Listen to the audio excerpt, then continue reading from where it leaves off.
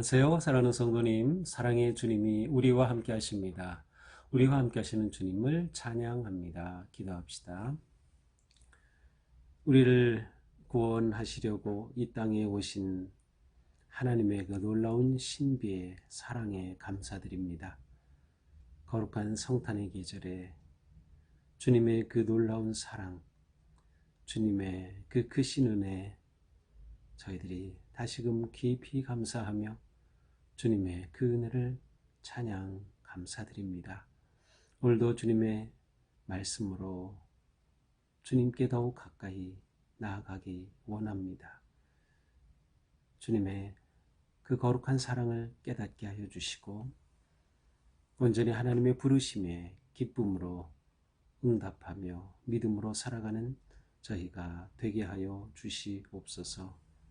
오늘도 말씀으로 다가오시는 주님을 기쁨으로 영접하며 주시는 말씀 아멘으로 순종할 수 있도록 저희들을 인도하여 주시옵소서. 예수님 이름으로 기도합니다. 아멘. 오늘 말씀은 요한 1서 3장 13절에서 24절입니다. 형제들아, 세상이 너희를 미워하여도 이상히 여기지 말라. 우리는 형제를 사랑함으로 사망에서 옮겨 생명으로 들어간 줄을 알거니와 사랑하지 아니하는 자는 사망에 머물러 있느니라. 그 형제를 미워하는 자마다 살인하는 자니 살인하는 자마다 영생이 그 속에 거하지 아니하는 것을 너희가 아는 바라. 그가 우리를 위하여 목숨을 버리셨으니 우리가 이로써 사랑을 알고 우리도 형제들을 위하여 목숨을 버리는 것이 마땅하니라. 누가 이 세상의 재물을 가지고 형제의 궁핍함을 보고도 도와줄 마음을 닫으면 하나님의 사랑이 어찌 그 속에 거하겠느냐. 자녀들아, 우리가 말과 혀로만 사랑하지 말고 행함과 진실함으로 하자. 이로써 우리가 진리에 속한 줄을 알고 또 우리 마음을 주 앞에서 굳세게 하리니 이는 우리 마음이 혹 우리를 책망할 일이 있어도 하나님은 우리 마음보다 크시고 모든 것을 아시기 때문이라. 사랑하는 자들아, 만일 우리 마음이 우리를 책망할 것이 없으면 하나님 앞에서 담대함을 얻고 무엇이든지 구하는 바를 그에게서 받나니 이는 우리가 그의 계명을 지키고 그 앞에서 기뻐하시는 것을 행함이라. 그의 계명은 이것이니 곧 그 아들 예수 그리스도의 이름을 믿고 그가 우리에게 주신 계명대로 서로 사랑할 것이니라. 그의 계명을 지키는 자는 주 안에 거하고 주는 그의 안에 거하시나니 우리에게 주신 성령으로 말미암아 그가 우리 안에 거하시는 줄을 우리가 아느니라. 아멘.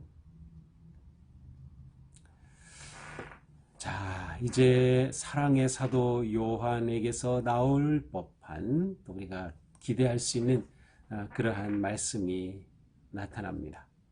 13절이죠. 형제들아, 세상이 너를 미워하여도 이상히 여기지 말라.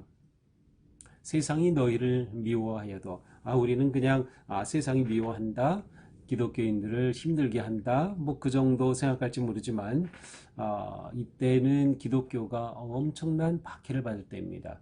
이 로마의 도미티안 황제가 이제 90년에서 96년간 96년까지 보통 그 통치하면서 가장 악랄하게 핍박하였던 그 왕이 바로 이때였어요. 그러니까 사도 요한이 이 편지를 쓸 때쯤, 물론 그 전에 64년에 네로 황제가 기독교인들을 화재의 범인으로 몰아서 그렇게 핍박한 적도 있지만 그 이후에 도미티안의 박해는 엄청났습니다. 특별히 도미티안은 자신을 숭배하도록 황제 숭배를 강조하면서 곳곳에 자신의 그 우상을, 자신의 모습을 새긴 그러한 형상들을 곳곳에 세우게 하였죠. 자, 이렇게 세상이 너희를 미워하여도 어떻게 하라는 거예요? 이상히 여기지 말라. 우리가 세상의 미움을 받는 것 당연하다.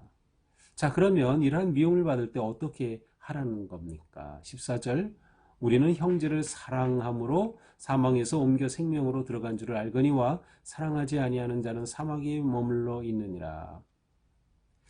자, 이런 상황인데 사도 요한은 사랑을 말씀합니다. 물론 여기서는 이제 형제를 사랑함으로라고 되어 있는데 이 형제를 모든 사람을 다 포함하는 그러한 동포의 개념으로 형제를 말하느냐, 아니면 그리스도를 믿고 따르는 믿음의 공동체 안에서의 형제를 말하느냐, 이렇게 볼 수 있지만 어느 쪽으로 보더라도 상관은 없어요. 하지만 우리는 먼저 믿음의 공동체 안에 형제 사이에 사랑해야 한다는 것은 당연합니다. 자, 형제를 미워한다, 사랑하지 않고 미워한다는 것은 그 사람이 하나님의 그 사랑 안에 있지 않다는 증거예요. 그러면 사랑한다는 것은 하나님의 사랑 안에 거한다는 증거가 되겠죠. 자, 따라서 사랑하지 아니하는 자는 어떤 사람이에요? 사망에 머물러 있다는 겁니다.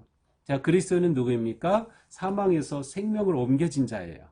그렇다면 그리스도인은 사랑함으로써 사망에서 생명으로 옮겨진 자임을 드러내는 겁니다. 그래서 사랑이 생명의 삶을 증거하는 겁니다. 15절, 형제를 미워하는 자마다 살인하는 자다.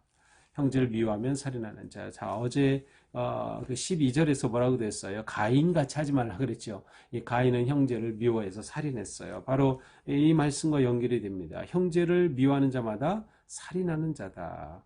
살인하는 자는 어떤 자예요? 그 속에 영생이 없는 자입니다.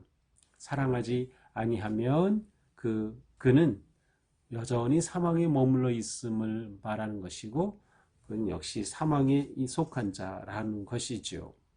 그가 우리를 위하여 목숨을 버리셨으니 우리가 이로써 사랑을 알고 우리도 형제들을 위하여 목숨을 버리는 것이 마땅하니라. 자, 그가 우리를 위하여 목숨을 버리셨으니, 그러면 도대체 이렇게 세상이 미워해도 그걸 당연하게 여기고, 그리고 오히려 사랑해야 한다. 사랑의 삶으로써 이 모든 것을 이겨나가야 한다라고 말씀하니, 도대체 왜 그러냐는 거죠. 그것은 바로 그가 우리를 위하여 목숨을 버리셨기 때문이에요. 예수 그리스도께서 우리를 위하여 십자가에 죽으셨기 때문에, 그것이 우리가 받은 사랑이기 때문입니다. 우리를 위하여 목숨을 버리셨기 때문에 우리가 이 놀라운 사랑을 깨닫게 되었죠. 사랑을 입게 되었죠. 그래서 우리가 서로 사랑하는 것은 마땅하다고 말씀하는 겁니다. 형제를 위하여 목숨을 버리는 것이 마땅하다. 이건 그냥 사랑이 아니라 목숨까지 내놓는 것이 오히려 당연한 것이다 라고 말씀을 합니다. 또한 사랑하는 삶은 어떤 삶일까요? 17절, 누가 이 세상의 재물을 가지고 형제의 궁핍함을 보고도 도와줄 마음을 닫으면 하나님의 사랑이 어찌 그 속에 거하겠느냐? 그렇습니다. 긍휼한 마음을 가지고 구제와 봉사의 삶을 사는 것이 또한 사랑하는 삶의 구체적인 하나의 모습입니다. 형제를 위하여 목숨을 버릴 뿐만 아니라 또한 이 세상에 있는 재물로 궁핍한 자를 도와주는 거죠. 긍휼의 힘으로 구제와 봉사의 삶을 사는 것, 이것은 진정한 사랑의 모습이죠. 그러므로 18절, 자녀들아 우리가 말과 혀로만 사랑하지 말고 행함과 진실함을 하자. 사랑은 말이 아니다. 말로써 하는 사랑은 온전한 사랑이 아니다. 곧 사랑은 행동이다. 행동이 사랑이다 라는 것이죠. 자, 이렇게 사랑한다면, 혀로나 말로만이 아니라 행함으로 정말 사랑하게 된다면 그것은 어떠한 증거가 됩니까? 진리에 속했다는 증거가 돼요. 내가 사랑의 삶을 살 때 나는 어디에 속한 사람인가? 내가 진정한 진리에 속한 사람이라는 것을 드러내고 증거를 나타내는 것이다. 또 우리 마음을 주 앞에서 굳세게 하리니, 이것은 확신을 갖는다는 것이죠. 확신하는 마음을 가져요. 이것은 이렇게 사랑의 삶을 사는 것은 우리가 예수 그리스도의 그 사랑과 은혜에 대한 확실한 믿음을 가지는 것과 같은 겁니다. 물론 우리에게는 책망할 일이 있을 수 있어요. 우리는 완벽하지 않아요. 우리는 회개함으로 씻음을 받지만 우리는 또 죄 가운데 빠지죠. 책망할 일이 있어도 하나님은 우리 마음보다 크시고 모든 것을 아시기 때문이다. 우리에게 비록 책망할 일이 있어도, 가책할 일이 있어도 하나님은 이 모든 것보다 크셔요. 다 씻어주시고 우리를 받아주시는 거죠. 그래서 우리는 진정한 사랑의 삶을 살 수 있어요. 진리 가운데 거하기 때문에, 진리를 따르고 있기 때문인 것이죠. 사랑하는 자들아, 만일 우리 마음이 우리를 책망할 것이 없으면 하나님 앞에서 담대함을 얻고, 우리가 하나님 앞에 가책받을 책망할 일이 없으면 주님 앞에 우리가 씻음을 받고 온전하고 거룩한 마음을 가지게 되면 우리는 하나님 앞에서 담대함을 얻죠. 당연히 그렇습니다. 담대함을 얻는 자는 어떻게 합니까? 하나님 앞에 기도합니다. 구하는 것이죠. 무엇이든지 구하는 바를 그에게서 받나니 이는 우리가 그 계명을 지키기 때문이다. 그 앞에서 기뻐하시는 것을 행하기 때문이다. 계명을 지킨다, 사랑하는 겁니다. 왜냐하면 계명의 핵심은 사랑하라는 말씀이기 때문에 바로 23절이죠. 그의 계명은 이것이니 곧 그 아들 예수 그리스도의 이름을 믿고 그가 우리에게 주신 계명대로 서로 사랑할 것이라. 자, 서로 사랑하는 것은 주님께서 우리에게 주신 계명이다. 계명을 지키는 자는 하나님 앞에 담대하게 구할 수 있다. 그리고 그 응답을 받는다. 왜냐하면 하나님은 이렇게 행함으로 구체적인 사랑의 삶을 사는 사람을 기뻐하시기 때문이다 라는 것입니다. 이렇게 주님의 계명을 행함으로 서로 사랑하면 그 사람은 어떻게 됩니까? 그는 주 안에 거하는 겁니다. 그리고 주님이 그 안에 거신다. 상호 거함에 놀라운 관계가 형성이 되죠. 우리가 주님 안에 거한다면 이것보다 더 안전하고 만족스럽고 복된 일은 없죠. 또한 주님이 우리 안에 계신다면 이것보다 우리에게 복된 일은 없어요. 그런데 이러한 일이 어떻게 이루어지고 가능하냐? 서로 사랑하는 삶을 통해서 가능하다라는 것이죠. 우리에게 주신 성령으로 말미암아 그가 우리 안에 거하시는 줄을 우리가 아느니라. 우리가 이렇게 사랑의 삶을 통해 주님 안에 거하고 주님이 우리 안에 거하시는 것을 성령님이 증거해 주신다라는 거죠. 자, 어떻게 보면 사도 요한은 우리가 사랑의 삶을 사는 것은 세상에 드러내는 놀라운 증거가 된다는 것이에요. 그래서 첫 번째로 무엇이에요? 생명의 삶의 증거다. 우리가 진정한 생명을 살고 있고 생명 안에 있다는 것을 세상 속에서 증거하는 것. 이게 곧 사랑의 삶이라는 것이죠. 또한 이렇게 사랑의 삶은 우리가 진리에 속한 자라는 것을 또한 증거하는 것이다라는 겁니다. 또한 사랑의 삶은 우리가 주님 안에 거하고 있음을 증거하는 거예요. 자, 증거라는 단어가 중요한 이유는 사랑은 사랑의 삶을 사는 그 사람이 어떤 존재인가를 드러내는 겁니다. 증거하는 거예요. 근데 온전히 사랑의 삶을 산다면 설령 세상이 미워하는 상황이라 하더라도 그 상황을 초월한 사랑을 하게 되면 그 사랑하는 삶을 통해 아, 이 사람은 하나님께 속한 사람이야. 이 사람은 정말로 생명의 삶을 사는 사람이야. 이 사람은 진리 안에 거하는 사람이야 라는 것을 증거하고 드러내게 된다라는 거죠. 자, 이렇게 사도 요한은 사랑의 삶을 너무도 중요한 우리 그리스도인의 모습으로 제시하고 있습니다. 자, 오늘 말씀을 보면서 우리는 성도의 삶은 사랑이 전부다 라는 것을 우리는 기억해야 합니다. 성도의 삶은 사랑이 전부다. 거꾸로 사랑이 빠지면 아무것도 아닌 겁니다. 사랑이 빠지면 아무것도 아니에요. 마치 고린도전서 13장의 사랑에 관한 말씀과도 같죠. 믿음, 소망, 사랑 세 가지는 항상 있을 것인데 그 중에 제일은 사랑이라. 우리가 사랑하지 않는다면 우리의 모든 것 겉으로 드러난 그 선한 행실조차도 아무것도 아니다. 사랑이 우리의 전부가 된다라는 거죠. 자, 성도의 삶이 사랑이 전부다라고 한다면 우리는 이 사랑을 어떻게 알게 된 것일까요? 바로 예수 그리스도의 십자가로 우리는 이 사랑을 깨달았어요. 이 사랑을 받았어요. 그래서 우리는 이 사랑을 알아요. 이것이 우리가 사랑하는 삶의 가장 중요한 출발입니다. 우리의 사랑하는 삶은 예수 그리스도의 십자가의 사랑에서 출발합니다. 우리는 사랑의 삶을 통해 내가 누구인가를 드러내고 증거하게 되는 것이죠. 그러므로 예수님의 십자가의 사랑을 받은 사람은 사랑하는 것이 마땅하다. 두 번째, 사랑은 사명이다라는 것이에요. 사랑은 사명이다. 이것은 사명이기 때문에 마땅히 하는 겁니다. 선택의 여지가 없습니다. 상황과 상관없습니다. 누가 나를 박해하고 우리를 미워한다 하더라도 그것이 미워할 이유가 될 수 없어요. 우리는 모든 상황에서 사랑으로 반응하는 겁니다. 이것이 우리의 사명이기 때문이죠. 그렇다면 우리가 이러한 사랑을 하기 위해서 어떻게 되겠어요? 미움을 멈춰라. 미움을 멈춰라. 가인은 형제를 미워함으로 죽였어요. 미움을 멈추지 않으면 그 삶에 끔찍한 일이 일어나죠. 하나님의 진리와 사랑 안에 거하지 못하는 거예요.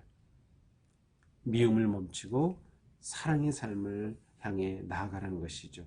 이렇게 사랑하는 삶은 우리로 하여금 우리가 어디에 있는지, 내가 생명 안에 있는지, 내가 진리 안에 거하는지, 내가 하나님의 자녀인지를 드러내는 증거가 될 것입니다. 또한 사도 요한은 이러한 사랑의 삶은 기도의 응답을 받는 길이라고 말씀하고 계셔요. 기도의 응답을 받아요. 자, 우리가 사랑하게 될 때 우리는 무엇이든지 구하는 바를 그에게서 받는다 하고 말씀해요. 무엇이든지 구하는 바를 그에게서 받는다. 계명을 지키는 자에게 하나님은 응답하여 주신다는 겁니다. 사랑은 기도의 열매를 가져오는 길이 됨을 우리는 알 수 있습니다.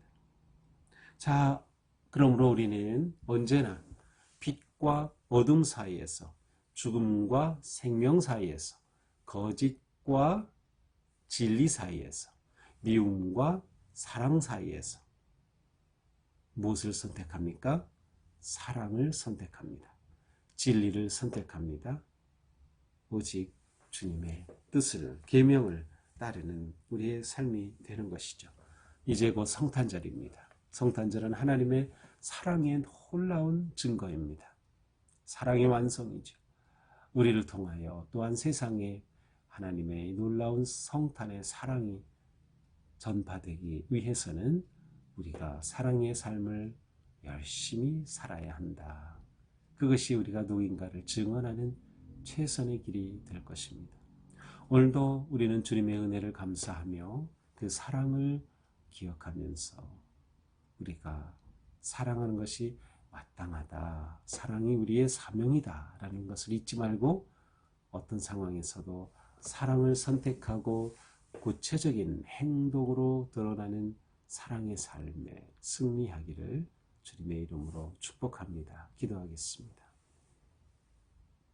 주님 감사합니다. 오늘 말씀을 통해서 우리가 서로 사랑하는 것이 얼마나 중요한지, 하나님이 얼마나 기뻐하시는지, 이것이 우리의 삶의 사명이고 목표인 것을 다시금 깨우쳐 주시니 감사합니다. 저희가 어떤 상황에서도 사랑하기로 선택하게 하여 주시옵소서. 미움을 버리고 사랑을, 거짓을 버리고 진리를, 어둠을 버리고 생명을, 빛을 선택하는 저희가 되게 하여 주시옵소서. 모든 일에 주님의 은혜와 사랑에 감사하며 기쁨으로 순종하는 사랑의 삶에 놀라운 승리자가 되게 하여 주시옵소서. 예수님 이름으로 기도합니다. 아멘. 네, 오늘도 주님 은혜 안에서 우리 삶이 사랑하는 삶으로 가득하기를 축복합니다. 사랑합니다.